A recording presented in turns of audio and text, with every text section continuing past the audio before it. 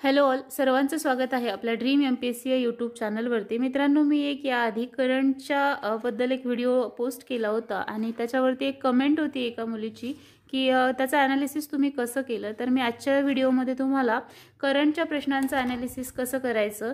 तर बऱ्याचशा विद्यार्थ्यांची या स्पायरल बाइंडिंगबद्दल सुद्धा क्वेश्चन होती की हे तुम्ही कुठून घेतलं. तर हे जे आहे ते मी प्रिंट करून घेतलं आहे. आपल्या गावामध्ये जे काही अवेलेबल असेल तसं तर प्रिंटने महाग पडतं. जर तुमच्या गावात प्रिंट स्वस्त असेल तर तुम्ही ते प्रिंट करून घेऊ शकता किंवा एक दोन जण मिळून जरी तुम्ही घेतलं तरी चालेल.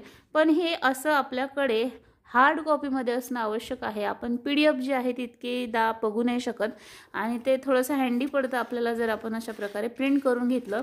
आणि शक्यतोवर याच्यामध्ये काहीही लिहू नका तुम्ही, म्हणजे ते आपल्याला मल्टिपल टाईम यूज करण्यासाठी उपयोगाचं राहील ते. आणि हे फक्त करंटसाठीच पाहिजे असं काही नाही आहे, हे सगळ्याच सब्जेक्टसाठी आवश्यक आहे. त्यामुळे आपल्याला ते आपल्याकडे असणं आवश्यक आहे. तर आपण आता पाहूया कशा प्रकारे आम्ही करंटचं ॲनालिसिस केलं. तर पहा, हा 2023चा पेपर आहे. तर मी 16 पासून कसं केलं ते तुम्हाला सांगते. टोटल 16 पासून 23 पर्यंतचं ॲनालिसिस जे आहे ते आम्ही केलेलं आहे. तर ते मी तुमच्यासोबत शेअर करते आणि तुम्ही ते कसं करायचं ते तुम्हाला सांगते. त्याच्या आधी काही पॉईंट लक्षात घ्या.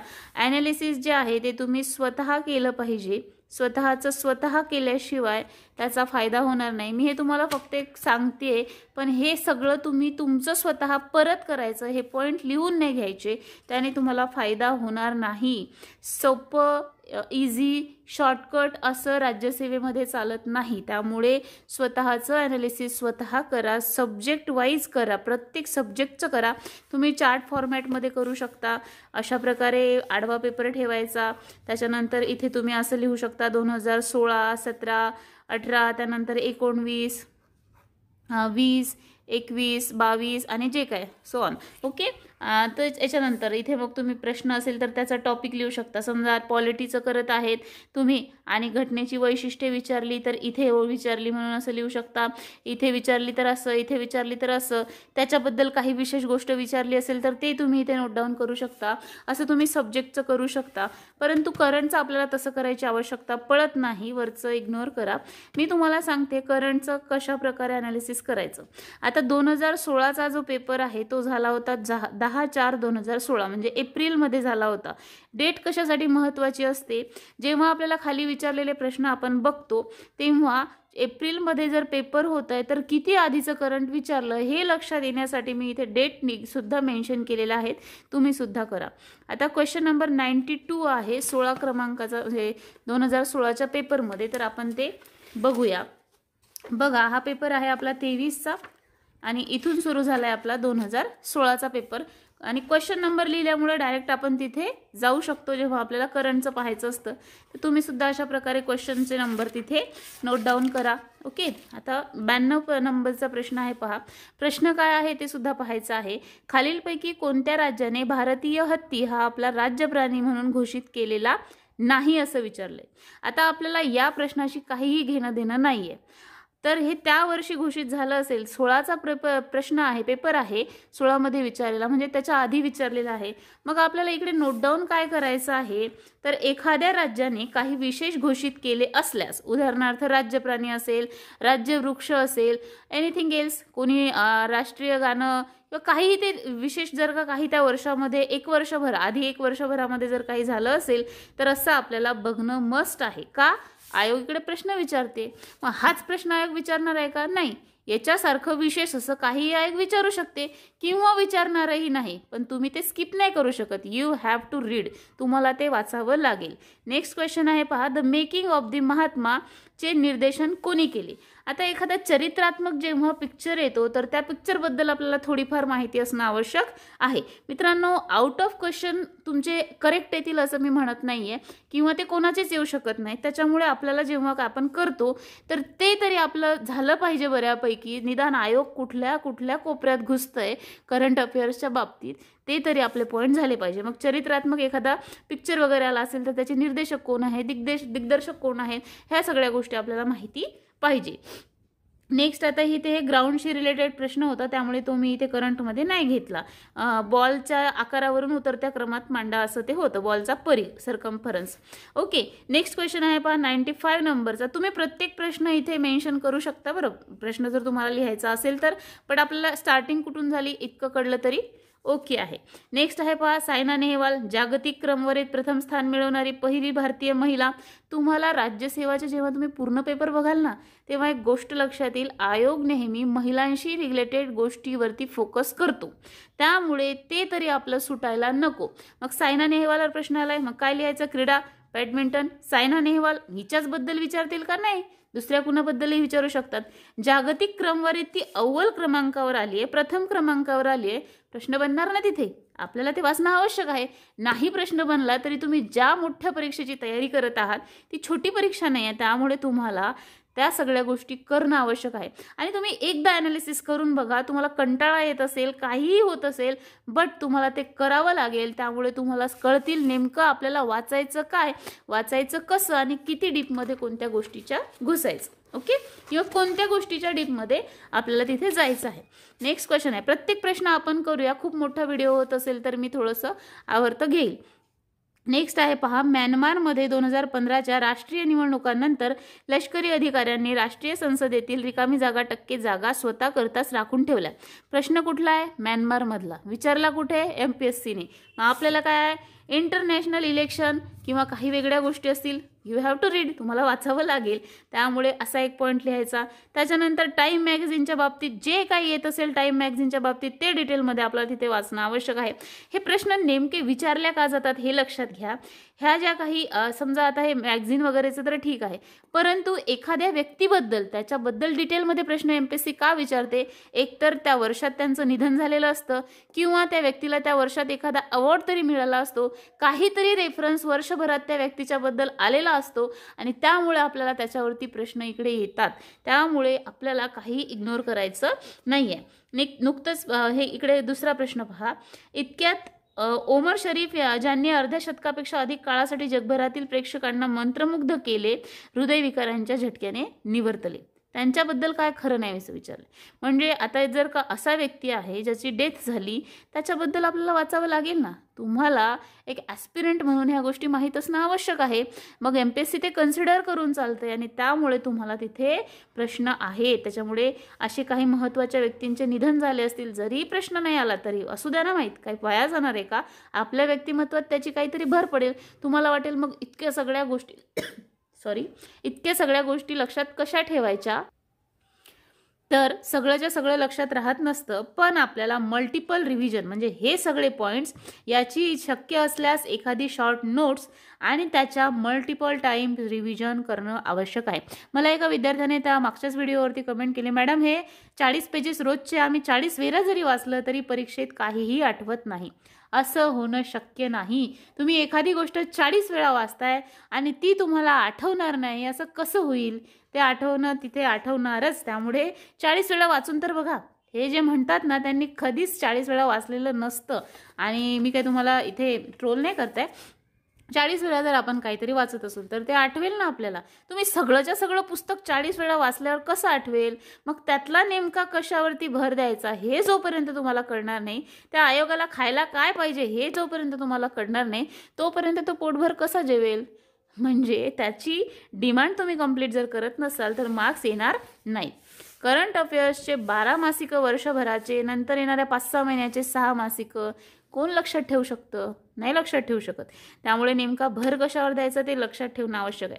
त्यानंतर ही घटना बघा तुम्ही, राज्याचे नाव सांगा ज्या राज्याने 4 फूट उंचीपेक्षा कमी असलेल्या 21 वर्षावरील लोकांची मोजणी केली आणि त्यांना 800 रुपये दर महिना आर्थिक सहाय्य देऊ करून इतर राज्यांसाठी आदर्श घालून दिला. तर उत्तराखंडचा आन्सर आहे. तर पहा, विशेष घटना आहे की नाही. 4 फूट व्यक्ती असतील आणि 21 वर्षाच्या वरील असतील तर त्यांनी दरमहा 800 रुपये दिलं. मग इतकी विशेष गोष्ट एखाद्या राज्यात घडत आहे, त्याच्यावर प्रश्न आला तर काय नवल आहे? हा 16चा जरी पेपर असला तरी शेवटी आयोगाचा आहे, आणि आपल्यासाठी आरसा म्हणून इथे फक्त आयोगाचे पेपर्स आहेत. त्यामुळे आपल्याला इथे काय लिहायचं आहे? मग एखाद्या राज्याने राबवलेला विशेष उपक्रम, मग तिथे संदर्भ सुद्धा लिहून घ्यायचा. कुठल्या विशेष उपक्रमाबद्दल विचारलं बा त्यांनी, कधी विचारलं, तुम्ही इथे 2016 इयर टाकू शकता. ओके, 16चेच प्रश्न आहेत तर मग यांनी आपल्या खूप कॉन्सेप्ट क्लिअर होतात. असं तुम्ही प्रत्येक विषयाचं करणं आवश्यक आहे. आता तुम्ही म्हणाल की तुम्ही केलेलं आहे मग आम्ही हे लिहून घेतो, फायदा होणार नाही. पहा, तुम्ही जर का असं इथे डायरेक्ट वाचलं क्रीडा बॅडमिंटन सायना नेहवाल जागतिक क्रमवारी, पण तुम्ही प्रश्न जर नाही वाचला नेमका, आता हा प्रश्न घ्या तुम्ही ओमर शरीफ यांचा, या प्रश्नामध्ये त्यांनी काय काय विचारलंय, कुठल्या कुठल्या बाजू त्या गोष्टी व्यक्तीबद्दल आयोग विचारतंय, हे तुम्हाला माहीत कधी होईल? जेव्हा तुम्ही या बाइंडिंग या स्पायरलमध्ये घुसाल, ते प्रश्न वाचाल, तेव्हा तुम्हाला तिथे लक्षात येईल की आपल्याला नेमकं याच्यातलं कोणते पॉईंट हायलाईट करणं आवश्यक आहे, आयोग काय विचारू शकतं त्याच्यातलं डिटेल माहीत असणं तर आवश्यक आहे, पण त्यातल्या त्यात हायलाईट करणं तिथे आवश्यक आहे. आणि मी सांगेल तुम्ही असे महत्त्वाचे पॉईंट गुगल करा. कुठल्याही पुस्तकात घुसण्यापेक्षा गुगलवरती जाऊन सुरुवातीला जे माहिती आपल्याला मिळत असेल विकिपीडिया म्हणून काय काय म्हणून, तर ते सुरुवातीची तुम्ही वाचून घेऊन किंवा नोट डाऊन करून जर ठेवू शकत असाल तर इट इज बेटर. तुम्ही ग्रुप करा, ग्रुपने मिळून तुम्ही त्या गोष्टी करू शकता.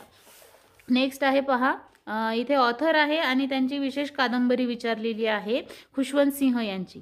आता मी तुम्हाला जे सांगितलं की काहीतरी त्यांचा संदर्भ असतो, त्याशिवाय ते विचारल्या जात नाही. आणि प्रश्न जे आहेत लेखक आणि पुस्तक याच्यावरती हमखास MPSC मध्ये असतात, फक्त त्यांची जी काही पातळी आहे ती वरची झालेली आहे, त्यामुळे हे असे प्रश्न तुम्हाला तिथे टॅकल करणं आवश्यक आहे. सो हे झाला 2016चा पेपर.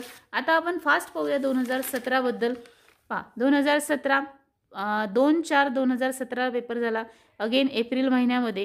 प्रश्न क्रमांक 84 पासून त्याची सुरुवात आहे. डायरेक्ट जाऊया आपण. 84 करते. येस.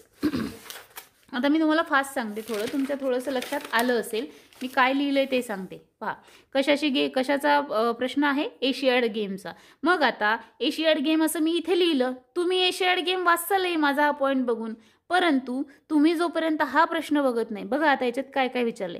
यजमान जपानने 2रे स्थान प्राप्त केले, म्हणजे यजमान कोण होतं, त्यानं कितवं स्थान प्राप्त केलं हे आपल्याला माहीत असणं आवश्यक आहे एशियाड गेम बद्दल. नेक्स्ट, दक्षिण कोरिया पदकांच्या संख्येनुसार प्रथम स्थानी होता. पदकांच्या संख्येनुसार प्रथम स्थानी कोण होता?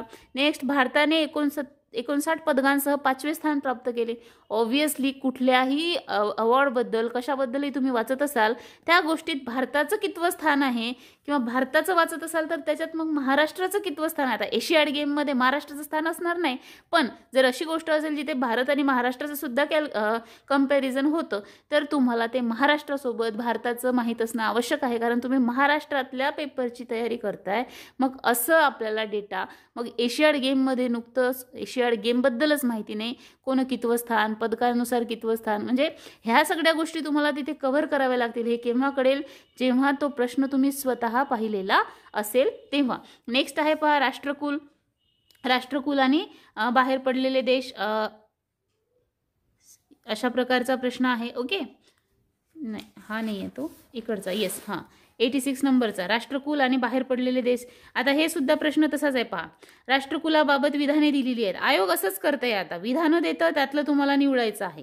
मग पहिलं काय विचारलं? स्थापना कधी झाली? स्वतःची घटना सनद नाही आहे. नव्याने सदस्य झालेला देश रवांडा आहे. नुकताच बाहेर पडलेला देश मालदीव आहे. मग तुम्हाला राष्ट्रकुलाच्या स्थापनेपासून कोण त्यामध्ये एंटर झालं, कोण तिथून एक्झिट घेत आहे, हे सगळ्या गोष्टी माहीत असणं आवश्यक आहे. सो ह्या सगळ्या गोष्टी तुम्हाला आयोगाच्या लक्षात ठेवणं तिथं आवश्यक आहे. सो अशा प्रकारे तुम्हाला सगळं, आता मी तुम्हाला इतकं सगळं जर सांगत बसली तर आपला हा व्हिडिओ बराच मोठा होईल. तुम्हाला फास्टमध्ये हे दाखवून देते की तुम्ही असं, तुमची जर इच्छा असेल तर मी या सगळ्या पॉईंटवर एक सेपरेट व्हिडिओ एक इयर वाईज बनवेल, कारण हा व्हिडिओ खूप मोठा होऊन जाईल. 13 मिनिटाचा जवळपास आपला व्हिडिओ झाला. सो तुम्हाला एक ओव्हरऑल आयडिया याच्यातून आली असेल. आणि हे तुमचं तुम्ही करणं आवश्यक आहे. 17चं ते केलं आहे आम्ही, 18चं केलं आहे, 19चं केलं आहे, 20चं केलं आहे, 21, 22, 23. ओके, 23 पर्यंतचं आपण केलेलं आहे. लक्षात घ्या, यामधून तुम्हाला इतक्या सगळ्या गोष्टी क्लिअर होतील. आणि at the time of reading, जेव्हा तुम्ही ते आपलं इयरबुक वाचत असाल त्या वेळेला तुम्हाला लक्षात येईल की मला या पॉईंटवरती ह्या गोष्टी वाचायच्या आहे. तिहेरी तलाक असेल, आता त्या इयरमधल्या नेमक्या कोणत्या गोष्टीवरती फोकस करायचं. पहा, ज्ञानपीठ पुरस्कार इथे प्रश्न दिसतोय.